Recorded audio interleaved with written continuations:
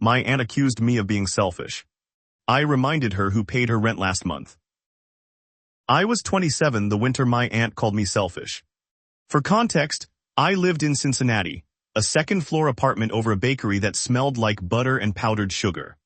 My rent was a modest $10–50 a month. I worked as an operations coordinator for a small regional logistics firm. The pay was steady but not flashy. My life had three constants: my cheap coffee mug, my thrift store couch, and a compulsive habit of helping people when they were in a pinch. Maybe that last part was genetic. Maybe it was the version of family I had been taught: you do what you can and you don't keep score. Aunt Marge had always been close in the way people can be close when there are no boundaries. She knew my laundry schedule, she showed up unannounced with casseroles, and she once kept my houseplants alive when I went to a conference. She was small, warm, and dramatic. She called me kiddo and said things like, "You always think the world's problems are your responsibility." She had spent most of her life in and out of part-time work, working nights at a diner, and caring for an elderly neighbor. She'd never married and had a soft spot for people who fell between cracks. When she texted me the first time about rent, she wrote in a string of messages, the kind that vibrate with urgency.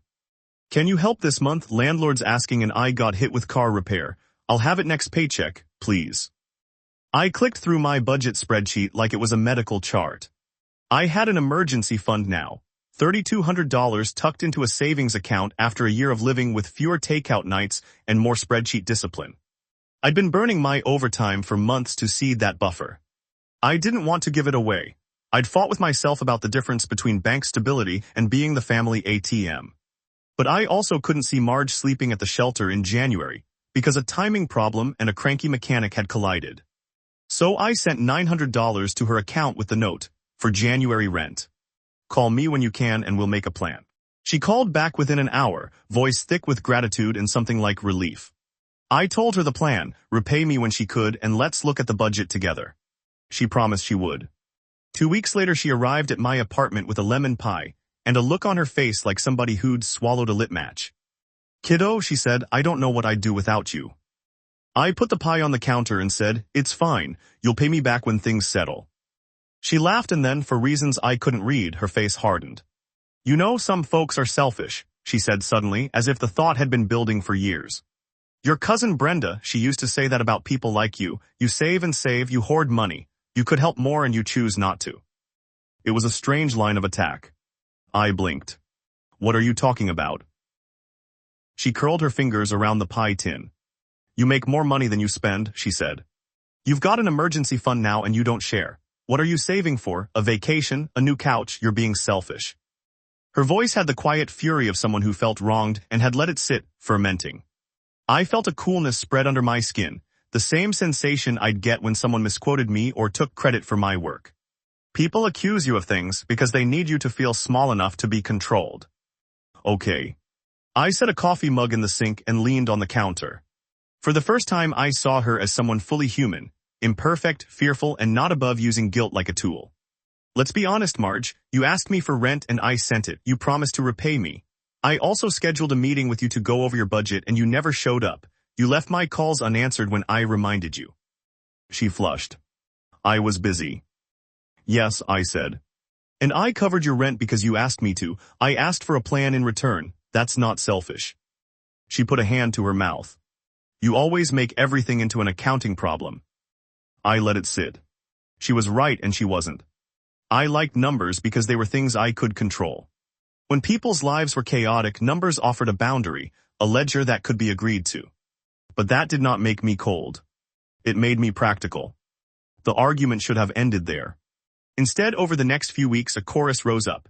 Cousin Brenda's thinly veiled concern via Facebook comments, Aunt Marge forwarding an op-ed about hoarding millennials, and worst of all, my mother calling to say, "Maybe you should be more generous, honey." Generous. The word felt like a cudgel. I started revisiting everything I'd done in the last 5 years. The one-off loans, the nights spent picking up extra shifts to pay my student loans faster so I could help a friend move, the weekends building a shed for a neighbor at cost because their contractor ghosted them. I had always defined myself by being the helpful person. Somewhere along the way, that willingness had become a weapon people expected me to wield at the slightest inconvenience. I stopped sleeping well. My cheap coffee tasted like guilt.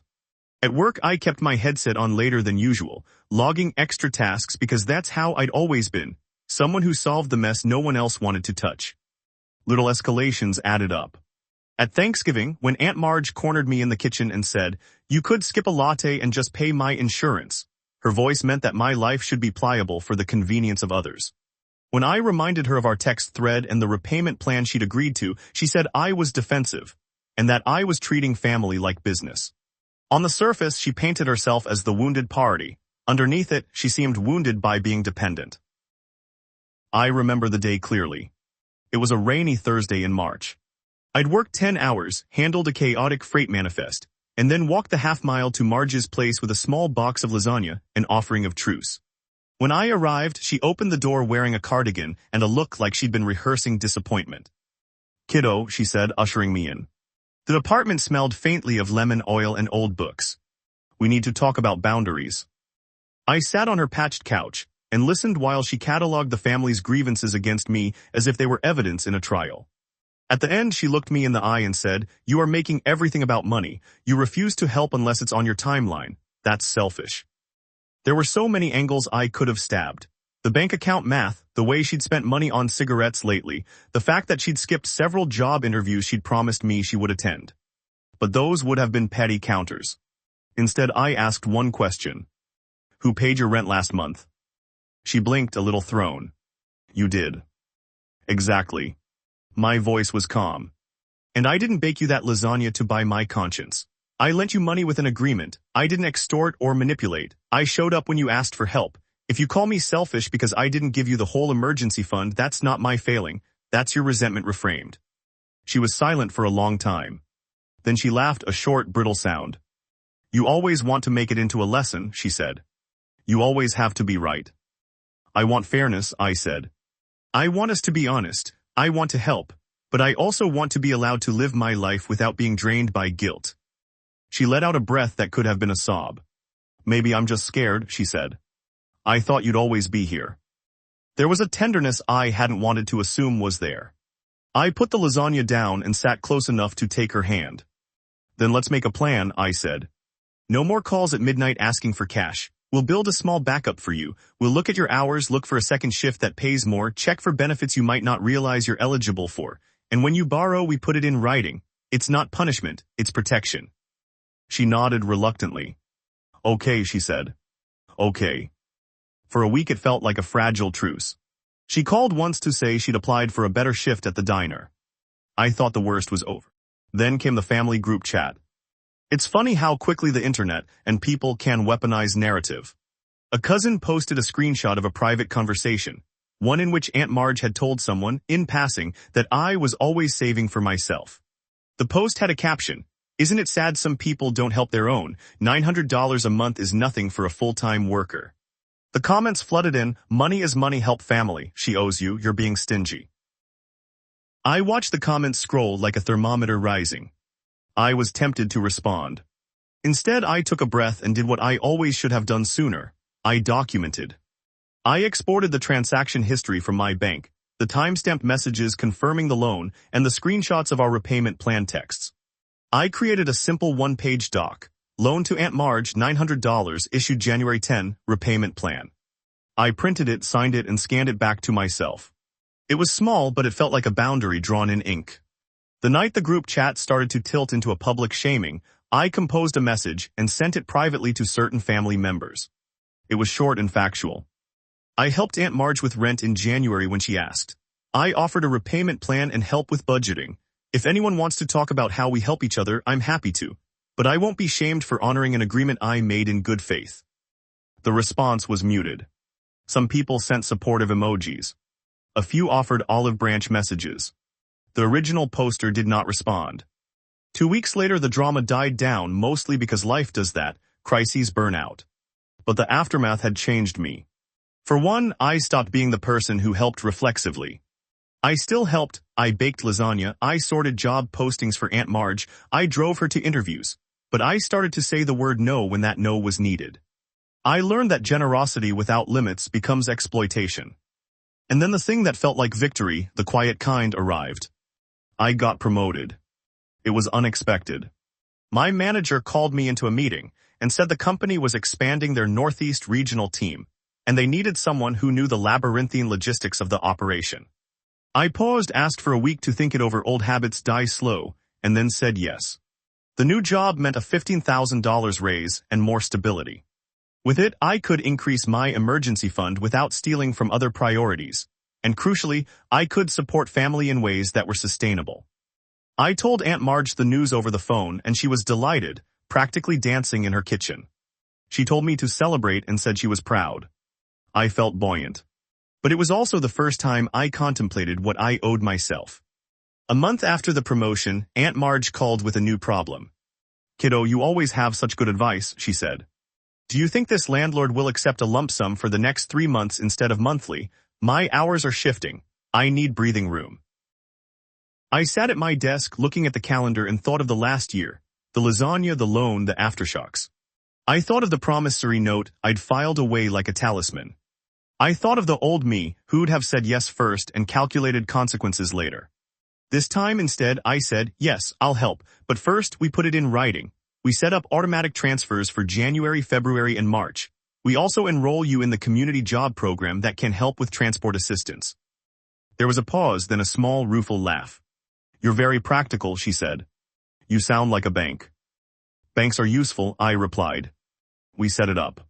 She paid me back for January in installments, like we'd planned. Then February arrived, and she called to tell me she'd been offered a steady second shift with weekend differential and health benefits.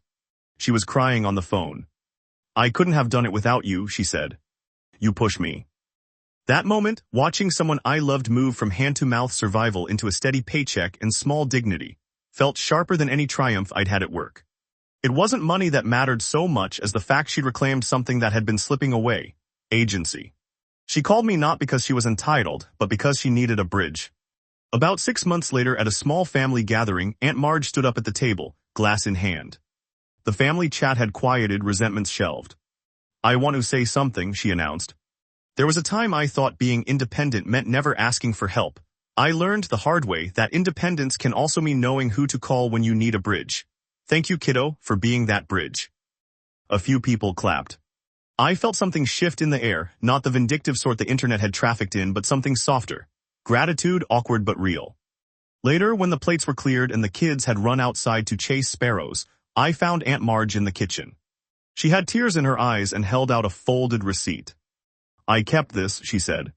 "I'm not the kind of person who kept things, but I kept this one. It reminded me I was capable of honesty."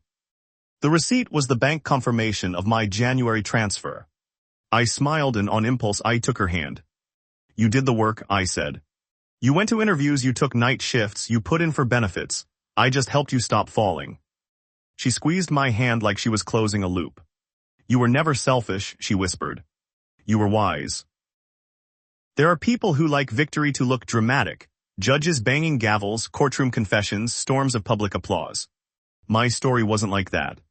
The triumph I lived through was an accumulation of small truths: the ability to set boundaries, the decision to keep records, the habit of saying no when necessary, the willingness to help in ways that empower rather than enable. I kept my integrity by keeping my promises, to Aunt Marge and to myself. A year on, I doubled my emergency fund and bought a used car that wasn't a piece of art but got me where I needed to be. I'd grown professionally, stepping into a role that meant I could mentor others.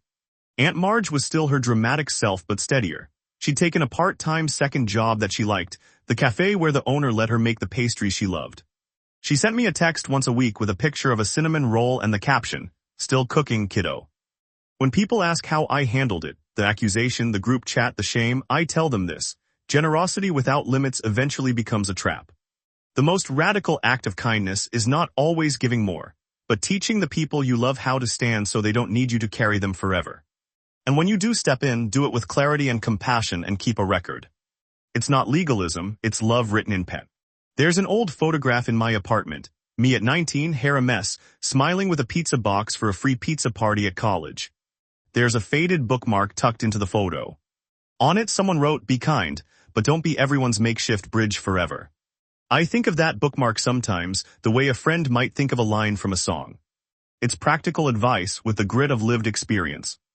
If I had to boil the arc down to one line, it would be this: You can be generous and not be a doormat. You can hold family accountable and still love them. And when someone calls you selfish for choosing your own life, for protecting the thing that allows you to help it all, show them the receipt. Sometimes the truth needs a paper trail.